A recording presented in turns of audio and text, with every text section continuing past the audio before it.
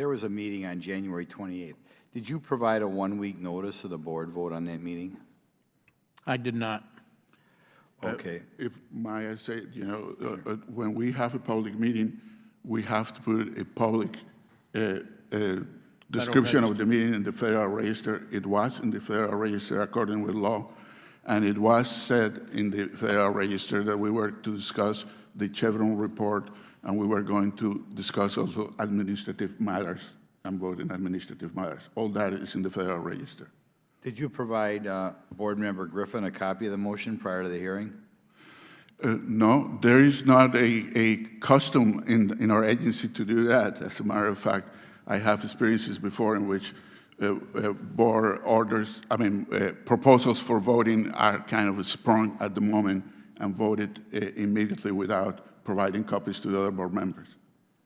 Okay, so he didn't have an opportunity to review the motion prior to the vote? Well, all the issues that appear in the motion have been in discussion for 3.5 years. Issues of Board Order 28, as is was mentioned, issues of how we are going to deal with recommendations, issues of how we're going to do a scoping of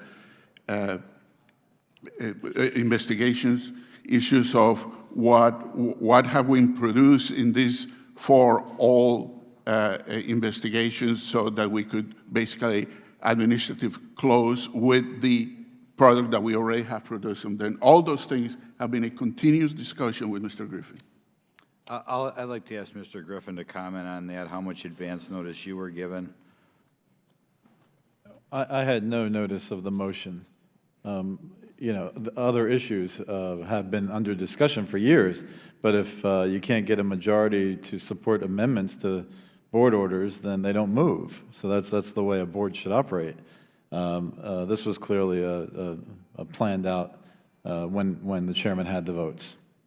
Okay, so you feel it was by design that you weren't given a copy of the motion? Would that be an accurate statement? Yeah, I can't come to any other conclusion, yeah. Okay.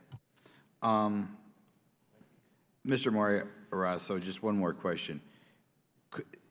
Under the Sunshine Act, it requires agencies to make public announcements at least 1 week in advance of, you should be noticing the location, the time, and the subject matter of the board meetings. You feel that you complied with that statute? Yeah, pretty much. The Federal Register notice that we put about the meeting speaks by itself. You could read it.